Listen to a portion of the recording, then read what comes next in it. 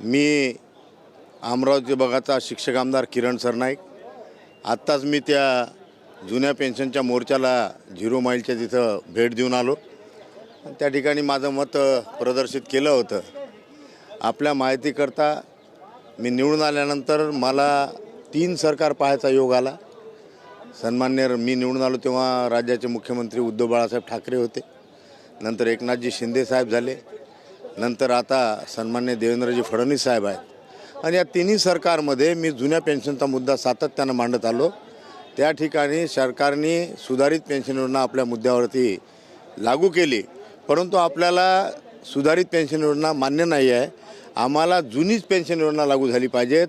याचं सर्वात महत्त्वाचं कारण की सुधारित पेन्शनच्या लागू केल्यामुळं शिक्षकांना सेवानिवृत्त झाल्यानंतर काही आर्थिक आधार मिळेल याची निश्चित खात्री नाही आहे, परंतु जुन्या पेन्शनमध्ये कुठंतरी शिक्षकांना आपल्या सेवानिवृत्तीनंतर एक आर्थिक फार मोठा आधार त्या ठिकाणी मिळणार आहे।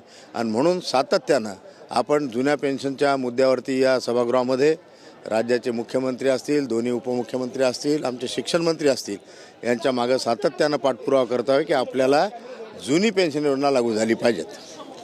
भाजप आमदार परिणय फुके यांनी म्हटलं आहे की एकीकडे सरकारी नोकरी नाही, ज्या कर्मचाऱ्यांना सरकारी नोकरी मिळते त्यांनी त्याच्यावर समाधान मानलं पाहिजे। नवी जी पेन्शन योजना लागू केली आहे त्याच्यावर त्यांनी समाधान मानलं पाहिजे असं त्यांनी वक्तव्य केलं आहे। आता वेगवेगळ्या लोकप्रतिनिधीचं हे वेगवेगळं मत असू शकते। मी शिक्षक आमदार असल्यामुळं माझं वैयक्तिक मत असं आहे की विधी व न्याय विभागामध्ये जे न्यायाधीश असतील किंवा तिथं काम करणारी जितकी मंडळी असेल त्यांना शिकवण्याचं काम केलेलं आहे शिक्षकांनी। या भारत देशाची आदर्श पिढी घडवण्याचं काम केलेलं आहे शिक्षकांनी। तर त्यांना जुनी पेन्शन योजना लागू नाही, परंतु या विधी आणि न्याय व्यवस्थेमध्ये काम करणाऱ्याला जुनी पेन्शन योजना लागू आहे। 1 नोव्हेंबर 5च्या पूर्वी जी मंडळी शासकीय निमशासकीय आहे त्यांना जुनी पेन्शन योजना लागू आहे, पण आमचे शिक्षक अंशतः अनुदानित आहेत तर त्यांना जुनी पेन्शन योजना लागू नाही आहे।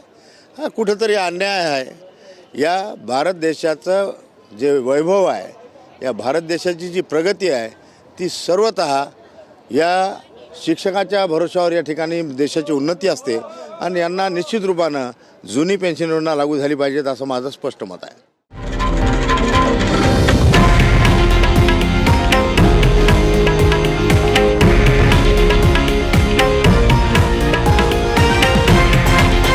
हे आहे देशातील नंबर 1 न्यूज नेटवर्क आणि आपण पाहत आहात TV9 मराठी, एकमेव।